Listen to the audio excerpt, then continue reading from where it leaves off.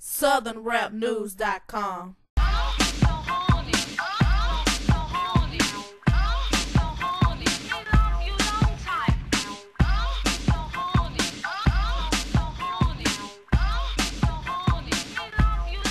We're here with Mr Mixx. Introduce yourself for everybody who might not be familiar with the name. Yes, my name is DJ Mr Mixx, founder of the music group 2 Live Crew out of Miami, Florida. Myself, Luke, brother Marquise, Fresh Kid Ice, we're all co-founders of the group 2 Live Crew out of Miami, the ones who put Southern rap on the map, us along with the Ghetto Boys. Ghetto Boys is maybe a year or two behind us, but that's it. We're the ones who put Southern rap into existence. Okay. Now, being that you all did put Southern rap into existence, tell us more specific what albums you all dropped and when you dropped them, so people can check the dates. Yeah, 1986 was our debut to the rest of the world. I've been making records since like 1984, but they were singles. We were being distributed by Macola Records in Los Angeles, at the same people that was putting out Egyptian Lovers Records, and then later on down the line, Easy and NWA and them records were coming out of that company. We relocated to Miami when two of our singles did well in the South Florida area. Luther Campbell, everybody knows him as Luke now. He was a concert promoter at the time, and he had got our single from the company in California, and the record did well for him, and he wanted us to come down there and do some shows for him. And we came down, did a couple of gigs, and since that was the only place we were getting any kind of love at, we made an appreciation song between 2 Live Crew and Ghetto Style DJs, which is the song Throw That Dick.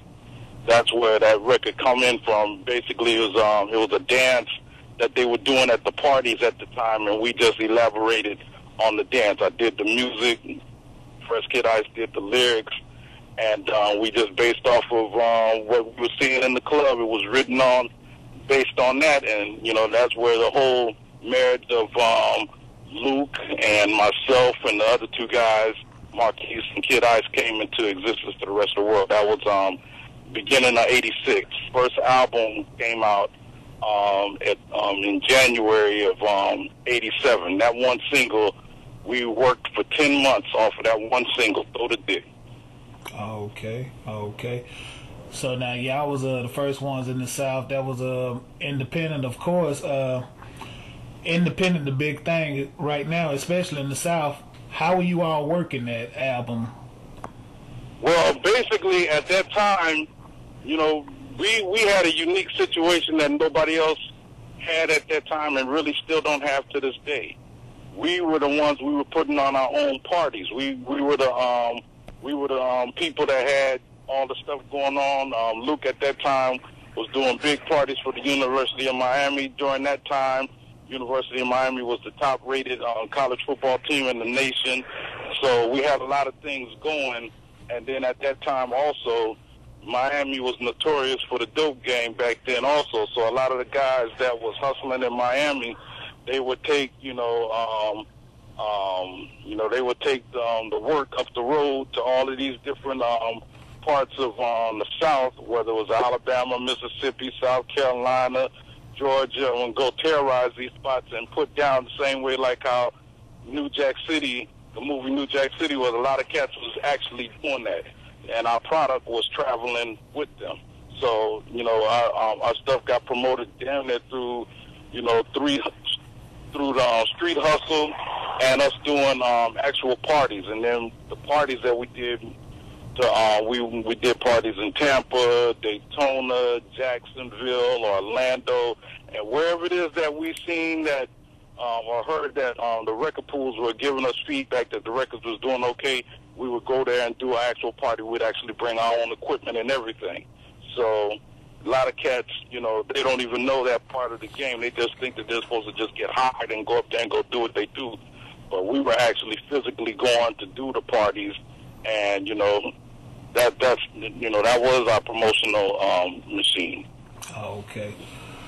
Now, one thing that I know about 2 Live, because I've been a fan for years. Initially, I know y'all always been Southern rappers, or had the Southern style, the nasty style that y'all known for. But I do know on some of your earlier rappers, y'all kind of had the East Coast type flavor, talking about sucker MCs and what was in at Right, the time. exactly. In the earlier years before we moved to Miami, at that time when I was in California, I was in the military. Me and Fresh Kid Ice, we were in the Air Force, and Okay. Fresh Kid Ice is from New York. So a lot of the stuff was based off of the early hip hop that was going on at that time, which was Run DMC, and really it was just mainly Run DMC, the Fat Boys, and LL Cool J was right around that time also. But at the same time, when I was doing the recordings, I would make little they call them mixtapes nowadays, but they were also called mixtapes back then. But it was basically playing the records and scratching over the beats. Basically, what I was doing was taking the Richard Pryor, Eddie Murphy, Dolomite records and scratching in the crazy phrases to the beat. But I never did it on an actual record before because I didn't know what the ramifications was going to be at that time. So you didn't hear it in any of the earlier recordings. But once we got to Miami and seeing how all the girls is dancing wild and crazy and this, that, and that, this is stuff that we ain't trying to get them to do. They just doing this shit on their own. So I seen, okay, if they acting all wild and hoish on stage, then I'm going to go ahead and start inserting all of these comedy records that I got, and interject it into the beats, like how I was doing on my early mixtapes. Okay. Yeah, that actually leads into what I was going to ask you next. At what point did you all concentrate strictly on the real explicit music? So I guess you summed that up. But what I do want to ask you is, damn, I lost my track. It happens. Oh yeah. But basically, this is what I want to say. What I remember about 2 Live was I had heard cuss words on a record before, maybe 1 here, 2 there. But is it safe to say that 2 Live are the first ones to cuss all the way through a rap record? Yeah, it's safe to say that. Yeah, the only person that really did something that could say that he was able to thoroughly express himself was Slick Rick on Lottie Dottie. That was the only one. Most of the rappers wasn't even on that page or even thinking that was cool. But then at the same time, a lot of the groups back at that time, they were being promoted and backed by whites. You know what I'm saying? That, was just trying to capitalize on the new hip thing that was going on. Russell Simmons had the thing going on in New York, and had him and this guy named Rick Rubin. They're the ones who founded Def Jam. So they weren't necessarily, they were just looking at doing what it is that they do. They weren't into, nobody really thought about being able to express themselves in that way in records. But a lot of it came from the fact of when we were, when I would take the phrases from the comedy records. It more so came from that. Okay. And just cats in Miami is extremely mannish. You know what I mean? And just the don't give a fuck asshole style of how these guys in Dade County think.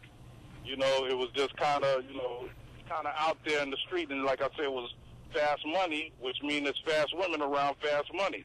So it was just all of the things clicked all at one time. Okay. And most of the country wasn't even on that page at that time. No, not even thinking about that. South Florida was like, it might as well have been another country. SouthernRapNews.com